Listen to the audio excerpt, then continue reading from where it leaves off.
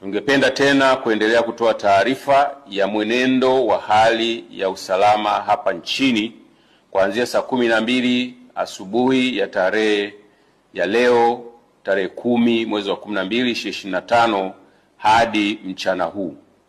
Hali ya usalama ni shwari na shughuli za kiuchumi na kijamii zinaendelea kama kawaida nchi nzima baada ya mapumziko ya jana ya tarehe 9 wa 12 2025 ya sherehe za sikukuu ya uhuru wa taifa letu.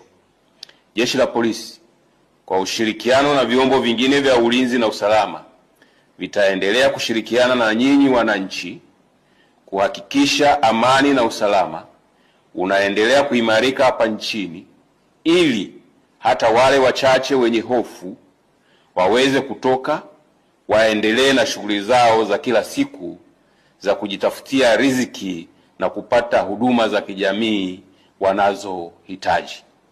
Aidha, tunawashukuru na kuwapongeza wananchi wote kwa nafasi zao, kwa namna wanavyoendelea kuwakataa na kuwapuuza wale wanaohamasisha na kuchochea vurugu na ukiukwaji wa sheria za nchi kupitia mitandao ya kijamii na njia nyingine.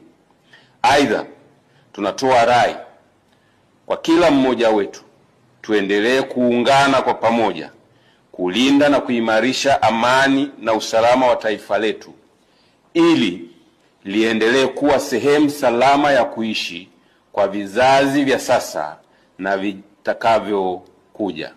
Jeshi la Polisi Tanzania lingependa kuwajulisha kuwa hadi mchana huu wa tarehe 9 mwezi wa 12 2025 hali ya usalama wa nchi ni shwari.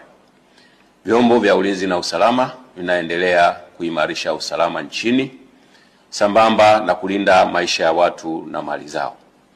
Aidha, Jeshi la Polisi lingependa kutoa wito kwa wananchi kuendelea kuzipuuza picha mjongeo na picha mnato zinazoendelea kusambazwa kwenye mitandao ya kijamii zikionyesha kwamba kuna maandamano yameanza maeneo mbalimbali. Taarifa hizo sio sahihi.